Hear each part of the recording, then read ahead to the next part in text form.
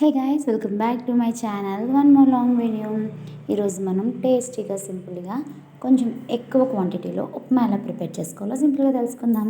ముందుగా మనకి కావాల్సింది ఉప్మా నూకండి. అది మనము నీట్గా ఆయిల్ వేసి బాగా వేపేసుకోండి.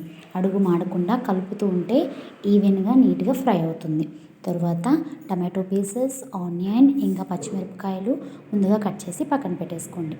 తర్వాత ఒక లోతుగా ఉన్న ఒక పెనం, అదే కళాయి లాంటిది పెట్టేసుకొని అందులో కొంచెం ఆయిల్ వేయండి. మీ దగ్గర ఏమేమి ఉంటే వెజిటేబుల్స్ కూడా కోసుకొని పెట్టేసుకోండి.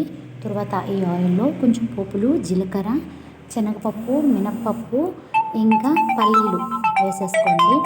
ఎండుమిరపకాయ కూడా వేసుకుంటే చాలా టేస్టీగా ఉంటుంది. పల్లీలు మీకు ఎంత నచ్చితే అంత వేసుకోండి, వద్దు అనుకుంటే స్కిప్ చేసేసుకోండి. అలా వేసుకున్నాక కొంచెం ఫ్రై అవ్వాలి, ఈవెన్గా తెలుస్తాయి కదా మీకు. అలా మగ్గిన తర్వాత మనం ముందుగా కట్ చేసి పెట్టుకున్న పచ్చిమిరపకాయ ముక్కలు ఇంకా ఆనియన్ పీసెస్, అల్లం కూడా వేసుకొని అవి కొంచెం వేగాలండి. అలా వేగిన తర్వాత కొంచెం సాల్ట్ వేస్తే ఫాస్ట్గా వేగిపోతాయి కదా, సో అందుకే నేను సాల్ట్ వేసేసుకున్నాను. అవి కొంచెం బాగా మగ్గాలి. మగ్గినంత వరకు కలుపుతూ ఉంటే ఈవెన్గా మగ్గుతుంది. తర్వాత మనం ముందుగా కట్ చేసి పెట్టుకున్న టమాటో పీసెస్ వేసుకోండి. టమాటో ముక్కలే కాకుండా మీ దగ్గర వెజిటేబుల్స్ అవైలబుల్గా ఉంటే ఆర్ క్యాప్సికమ్, క్యారెట్, బీట్రూట్ అలా ఏనున్నా పర్వాలేదు, అలా ఏ వేసుకున్నా పర్వాలేదండి.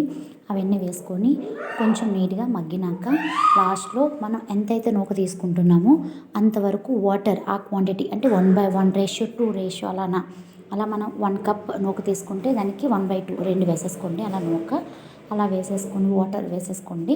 ఆ వాటర్ అనేది బాగా మరగాలి. చూపిస్తున్నట్టుగా నీట్గా బాగా మరిగిన తర్వాత మనం ముందుగా వేపు పెట్టుకున్న నూకని వేసుకుంటూ కలుపుకుంటూ ఉండండి, లేదంటే ఉండలు కట్టేస్తుంది. మీకు వేసుకుంటూ కలుపుకుంటూ ఉంటే అవి ఉండలు కట్టకుండా సాఫ్ట్గా ఈవెన్గా అవుతూ ఉంటుంది. అలా అంతా మొత్తం వేసి లాస్ట్లో కొంచెం ఆయిల్ వేసుకోండి. ఆయిల్ వేసుకుంటే స్టిక్గా కాకుండా స్మూత్గా ఉంటుందండి. ఇంతేనండి, టేస్టీ ఉప్మా రెడీ. కావాలంటే ఈ ప్లేస్లో సేమియా కూడా చేసుకోవచ్చు. ఇంకెన్నో వీడియోస్ కోసం మన ఛానల్ని సబ్స్క్రైబ్. Bye guys.